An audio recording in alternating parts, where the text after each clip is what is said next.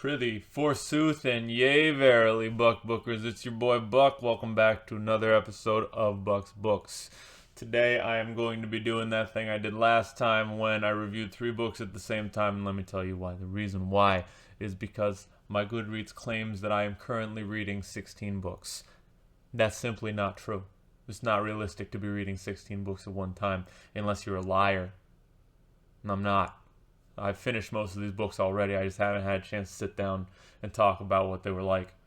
So now I'm doing that. I'm trying to bang through. That's why I reviewed like 6 Taoism books last time we were all here. You remember that? Remember when I did that? I did that for a reason.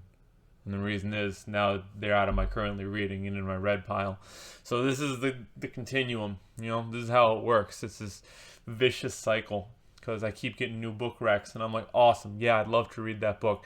And then I put the book in the book rack, and then I feel this overwhelming anxiety. Remember, overwhelming is perhaps not accurate. It's just general. It's general. It's general and disordered anxiety. It's just like a low background hum of anxiety because I have all these books that need to be finished for some reason. There's absolutely no skin in this game, but I need to do it. And it's a constant, it's a compulsive thought. It never stops, it never leaves.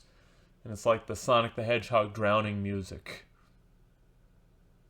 I don't think that's royalty free. I don't think I might. It's just going in the back all the time. And like, what happens when I run out of books? Because I've done it many times. I've finished the to-read shelf, and then as soon as I do, I just put more books on it. So what's the point? What's the point? There's no point. So right now I got 60 books on my want-to-read shelf.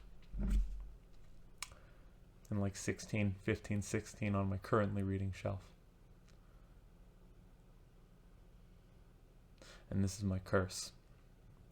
So I'm going to knock a few of those books off my currently reading shelf, and I'm going to do it in the form, I'm going to do it by genre again.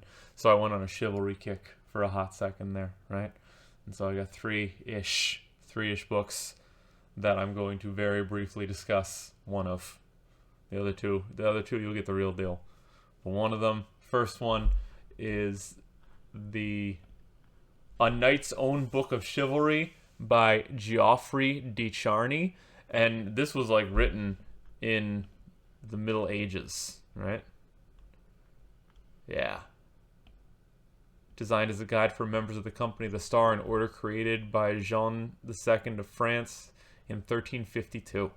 He wrote this about how to just be a knight, like how to be a knightly dude. So in order to be a knight, according to Sir de Charny, you have to be not only a pretty polite dude and a pretty capable dude, but sort of objectivist, like within the Ayn Rand, you know, philosophical school of thought, where you don't apologize for being good at something, because the point, in his estimation, is to be very good at something and, like, be humble about it, but, like, at the same time, the better you are at something, the more worthy you are. And he talks a lot about worthier men in the book, and it was pretty funny. And aside from that, it's just there's a book about samurai that is like, it's like Hagakure. Hagakure. I don't know how to pronounce that word. It's Japanese, but it's the Book of the Samurai, and it talks. Oh, it means in the shadow of leaves, and it was again medieval, right? Yeah. It was published in 1716 about how to be a samurai, right? And how to observe Bushido code and how to live within, you know, the confines of Bushido. But, like, it turns out that the samurai are sort of just a death cult of rich soldier nobles. I mean, that's nothing against them, and it's an interesting enough book. So this book is kind of like that book, only it meant it more, I guess. There were a lot of overlaps, a lot of similarities talking about your liege lord, and whether you are a samurai who is employed by the CEO of your neighborhood to the point where you would rather kill yourself than disgrace him, or give him offense accidentally, or whether you are a knight sworn to the defense of Christendom and whoever your local lord is. But, like, that's also kind of flexible in the Chivalry book. It talks about how, well, I mean, if he's not reasonable, if he's not a worthy noble lord, you gotta go find another one. But that's also kind of suggested in Hagakure. So, you know what? Maybe we're not so different after all. Either way, it was a brief read, but I still dragged my feet through it because it's very old, and I just didn't care as much as I thought I would. I thought it was going to be more Arthurian, you know? I was hoping it wasn't. Can't win them all. So then I wound up at Rules for a Knight by Ethan Hawke, right?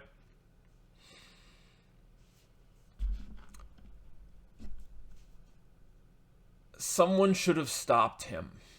It's not bad. It's not a bad read. It's like 2 stars, I'd say. It didn't hurt me to read. It was written at like a 4th grade reading level. And I breezed through it in like a night. But it didn't need to be published. He claims that he wrote it for his children, right? Ethan Hawke, the actor, Ethan Hawke, claims that he wrote this book as a means of communicating to his children like a code of conduct to embody moving forward. And that makes sense to me. You should give your kids a code. So I was like, yeah, let's see what code Ethan Hawke has for his kids. And the code is largely poached from Zen, honestly. Almost all of the stories and examples that he gave were just like generic self-help book pap and straight up Zen koans that he had like reconfigured to reflect the England in the 1300s. There were a couple good lines in it, like the part about how the peregrine falcon is the fastest animal because its bones are hollow, so you should travel light. I liked that. I liked that a lot, but like most of it was pretty embarrassing. He wrote this really long poem. I don't know why he wrote such a long poem. The poem is like gotta be 15 pages long, and it's about stag, like a deer, who sacrifices himself to be killed by humans in order to save the rest of the animals in the woods. And it rhymes, but like poorly. And you're just be an actor. Just please, just act, homie. You don't need to be doing all this. Oh, but I mean, if you are stupid and have never encountered any of these things before, you don't know anything about Zen, you don't know anything about the Tao stories that he poached, you don't know anything about you've never read a Tony Robbins book, then yeah, you can get a lot out of the Rules for a Knight if you like. I personally did not, but without further ado, let me tell you about the best of the 3, right? It is called 3 Hearts and 3 Lions by Poul Anderson. Yeah? So, from the top. To crisscross back over in the parallel with our Japanese brothers and sisters here. I believe they refer to this genre of book as Isekai. Now, I have very lateral knowledge of this because I am not a disgusting weeb. I have watched like one anime in its entirety, and that was One Punch Man. I don't like it. I think if you're exposed to it when you're little, you get weird. But that said, I have spoken, and I have many friends who have the weeb curse. They have the anime brain disease, and they have told me about Isekai. And Isekai is this genre within the magmas and within the animes, wherein the main character is this pathetic loser in real life, and he gets like bullied and just like straight dunked on round the clock, and like it's like an 80s movie where the kids like push into lockers, you know, and they just leave him there, or like they give him a swirly, and that's the kid. And then he dies horribly, and that could be the end of it, and it could just be Kino. We could just have the kid see the kid tortured to school, and then he gets hit by a bus, and that's the movie. Roll credits. But that's not Isekai, it's a different thing. He dies, and he is inserted into a fantasy world where he just is colossally overpowered for no reason. He's born into a fantasy world, normally a video game world, with like his current age or a comparable age, or at least his current mentality.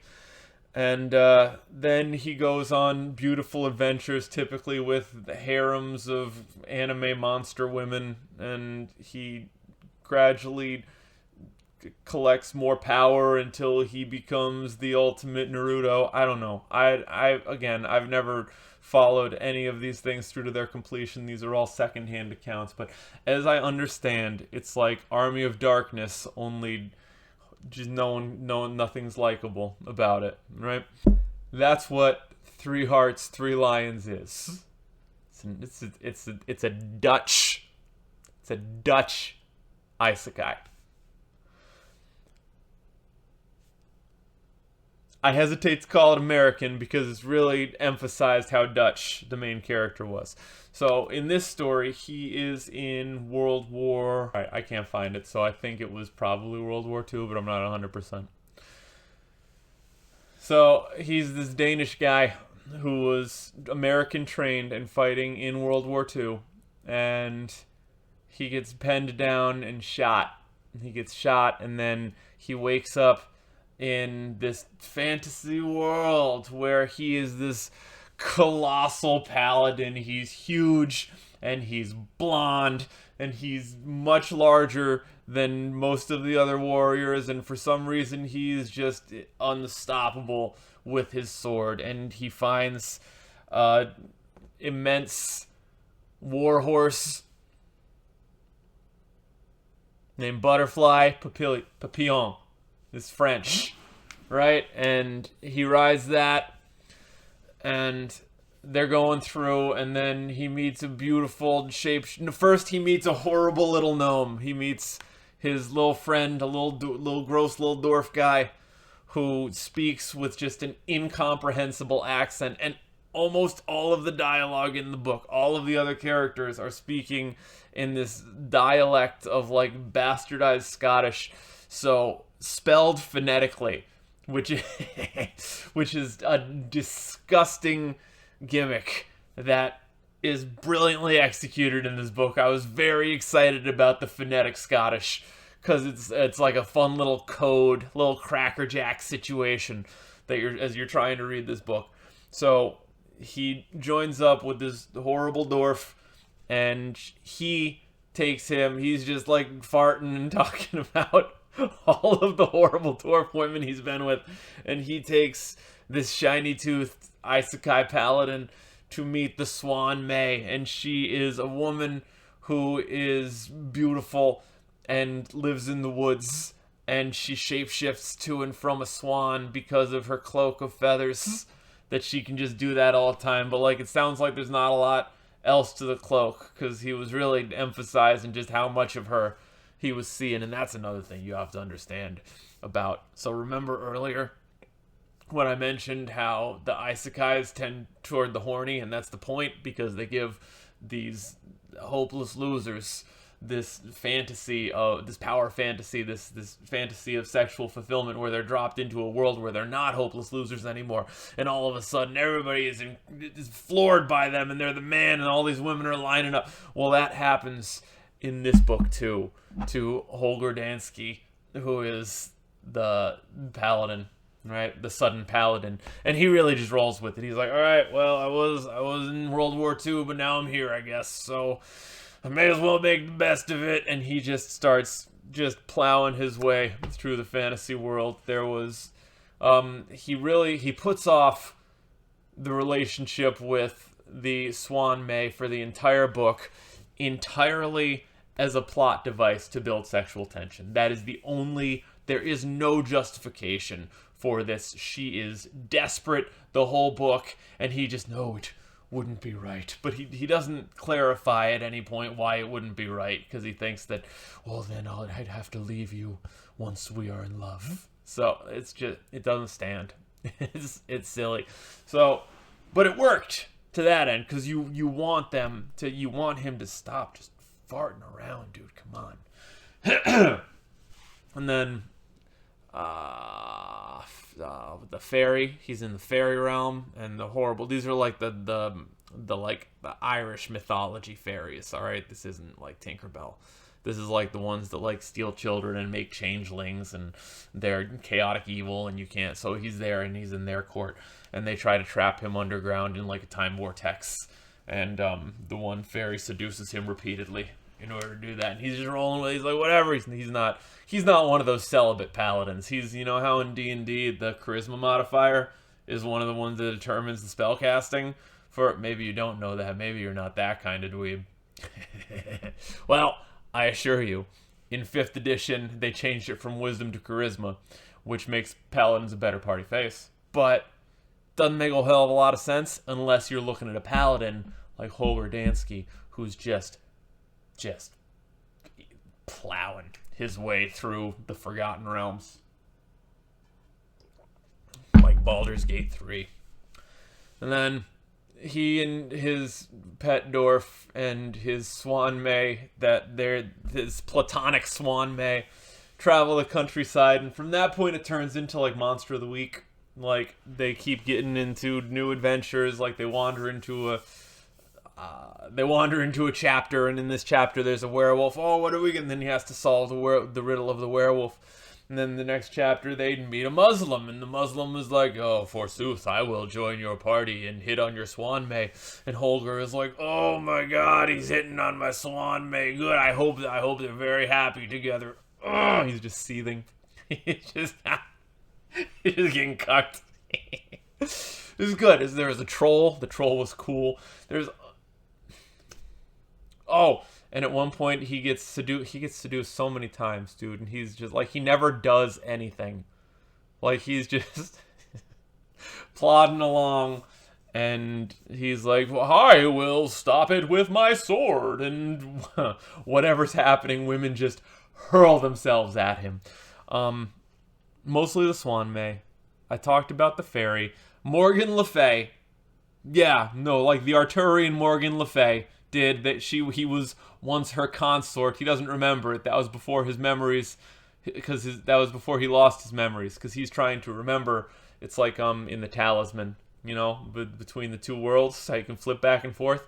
So that's sort of the situation with the body he's inhabiting now, although I think it was his body. It's not clear, because he doesn't know how to use a sword in real life, but here he does in his new life. Here he never really explained, but that's the magic of it, you know. That's what makes it an Isekai, even though it's not an Isekai, because it's not Japanese, and it was written in the 70s, which is at least 20 years before they were invented.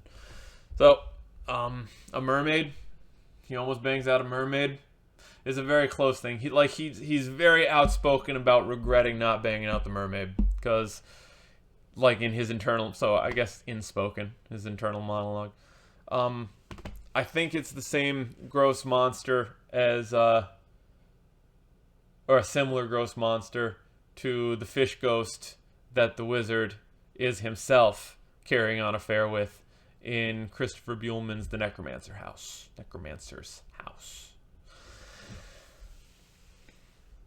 So he does that, and it's a lot, like, it's corny.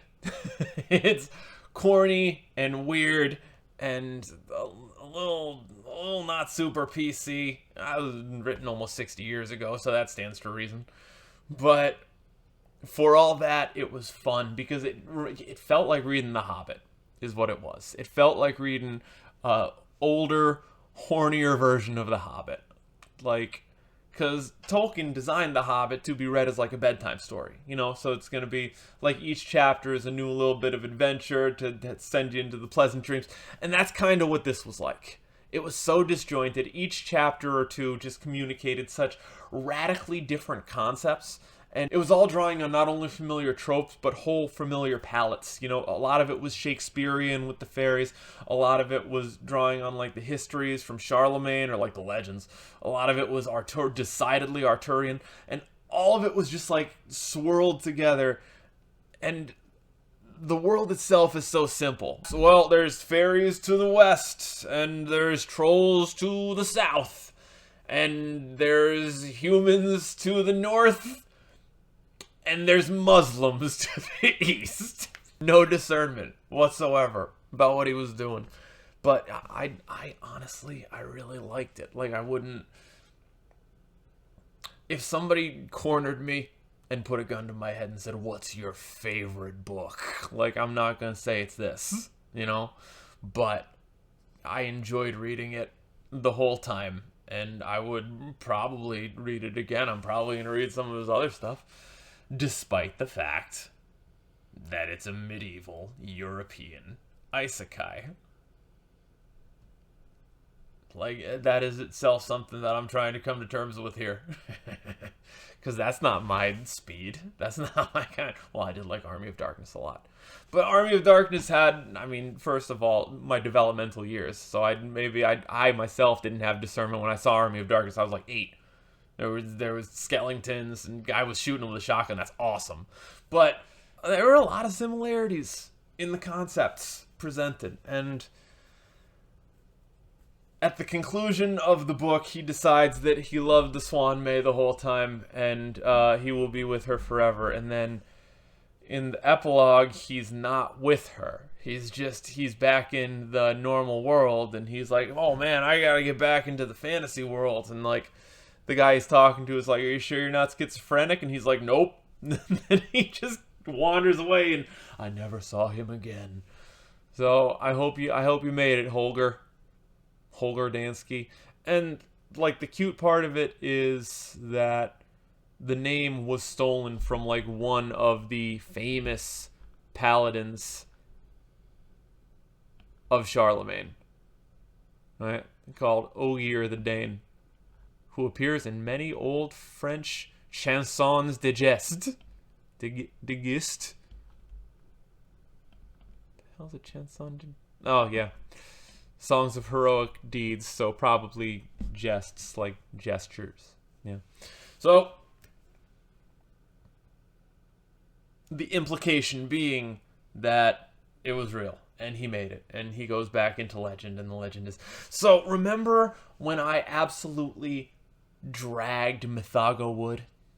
Remember that? This is what Mythago wood wishes it could have done.